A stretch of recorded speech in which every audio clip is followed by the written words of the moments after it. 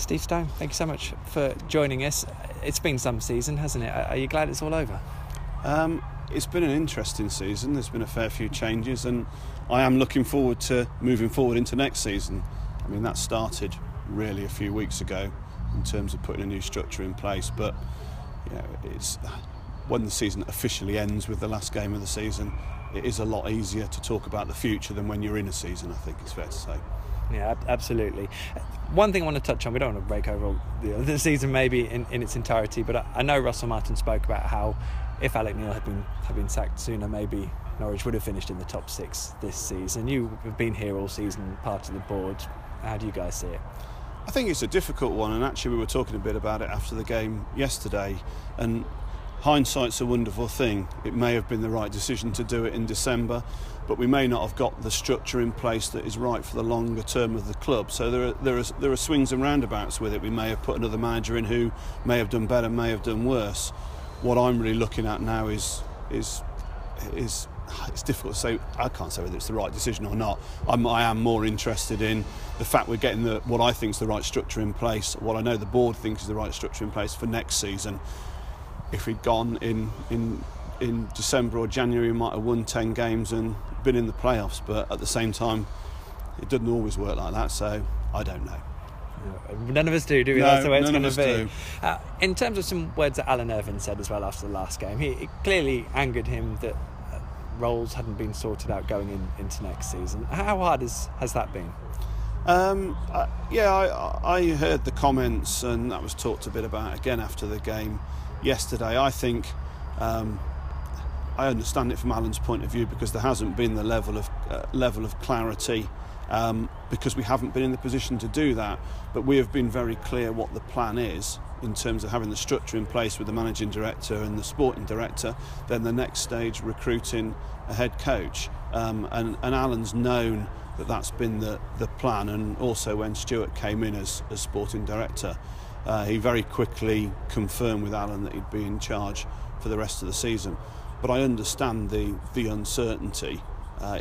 It's not ideal, but the most important thing is that we get the right head coach, and need to wait until the season's finished to do that. Looking ahead now, in terms of the challenge of next year, you're obviously managing director. I'm sure you've settled into that role nicely. How big a challenge is next season going to be from your desk? From my desk, it's certainly a challenge, and probably the biggest challenge with that is making sure that we're understanding exactly what's happening from a financial point of view in terms of working with Stuart, with a player budget and what's happening with players going in and out, and making sure that we're giving Stuart the tools so he can do the what if this player goes and another player comes in, what does that actually mean financially? Are we living within our means? So that's one of the biggest challenges through the summer in terms of the structure at Carrow Road. That's well bedded down now, and it's about setting objectives for next year and pushing the other revenue streams and making sure that we're doing what we need to do at Carrow Road. Because I get the impression in recent years there's been hopes for Colney, things you've wanted to do here, there and everywhere, and investments you've done over each summer. Is it the case that this summer it's really got to be sorting out the playing squad and the rest will have to wait? Yeah, I mean, not dissimilar to last summer really, in terms of we certainly had plans for Colney if we'd stayed in the Premier League and we were receiving that level of funding. The priority has to be, and I've said this a number of times, in terms of the timing of the parachute payments, the priority has to be to get back to the Premier League. This season, as it's just finished, it hasn't worked out as such, but the season coming when we were on the second and final year of our parachute payments. How big an advantage is that final parachute payment going to be next season for you? Well, it certainly creates an advantage compared to the majority of the sides that are in the Championship, but we're running with a wage bill that's probably higher than a lot of the clubs in the Championship because of where we've come from in Premier League and trying to stay in the Premier League and then trying to get back to the Premier League last season, where we were pretty active in the transfer market.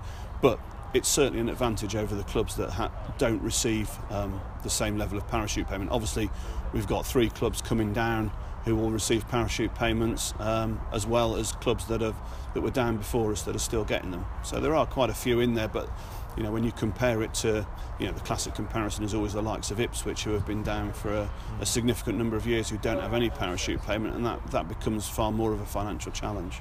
And of course, releasing the players who are out of contract is the easy bit now, isn't it? Are we expecting players to be sold? Maybe players that are really highly valued, but in terms of that allowing a rebuild of the squad? Well, it's really down to what Stuart and the new head coach want to do with the squad. We don't have to sell players per se, but we have, at the same time, we haven't got a pot of cash. So if they want to redo the squad and certainly certain areas of the squad in terms of bringing players in, funds will need to be generated to do that. I don't think there's any secret there. We don't have cash kind of sitting in a pot to do that. Stuart's been in the job a few weeks now. Got busy in many ways. I'm sure he's going to get a lot busier too. What have you made of him in his role? I'm impressed with the way he's just come in and been very clear about what his aims are, what he wants to do. Obviously, a lot of the focus has been around bringing a new head coach in, and that's happening behind the scenes, so people can't see that, fans can't see that, you guys can't see that happening. But there have been quite a few changes here at Colney as well, and that's something that's happened quickly and decisively. And I could see that from when I was interviewing Stuart. He wasn't a man who was going to dither on decisions, and that's necessary because you want to be going into the summer and going into the new season ahead of the game, and that was a big advantage with Stuart coming in before the season finished, rather than it kind of being in 2 or 3 weeks' time and then losing the first month of the closed season working out what structure is. Can you give us an insight into some of the things he's maybe changed around Colney? Well, there's been quite a change, as you know, on the recruitment side of things, so that's probably the bit that he's addressed first and foremost, because I think it's no secret that probably we would all say our recruitment hasn't been as good as we would have hoped over the last 2 years, probably from going back to the year that we're in the Premier League. He's got different ways of recruiting, and in terms of probably the types of players and the age of players that we're looking to recruit. So he's made a quick change on that, which is probably the most important area. So that's really where I see, I guess, the change in structure. But also just the way he goes around the place, talks to people, is friendly, very open, always finds time to kind of, a bit like me really, always wants to be open rather than kind of doing things behind closed doors. And there's a bit of change of culture there, I think, that this structure requires, because me and him certainly need to talk together, but he also needs to talk to the people at Colney. And away from the football side, what's the biggest challenge going next year? We've had a lot of conversations about the atmosphere, for example, in Carrow Road. I imagine that the season ticket sales have been really good for next year. What do you want to see at Carrow Road come next season? I think going back to the question on the biggest challenge for me, it's around talking to our fans. I sound a bit like a stuck record when I say it, because I say it most times people ask me, but it is the most important thing in my side of the role, is making it very clear and explaining what we're doing at all times. Atmosphere at Carrow Road's always a tricky one, but I'm fairly simplistic in this. I think if we're playing the right style of football and we're winning games, the atmosphere will come. It's difficult to force an atmosphere.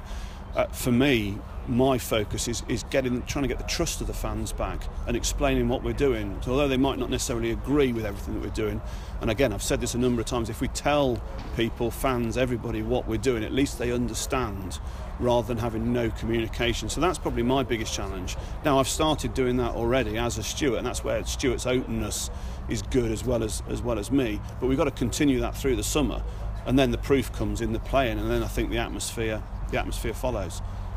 Just finally, first attempt at getting back to the Premier League is normally the key opportunity. You haven't done that.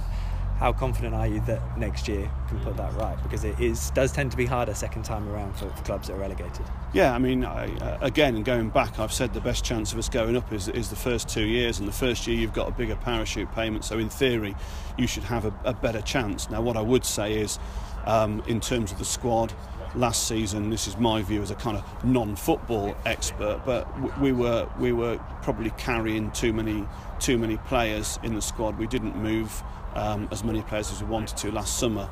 Some of that has been made easier by out-of-contract players this summer, and I think I know we'll have a better structure in place to be able to do that this summer.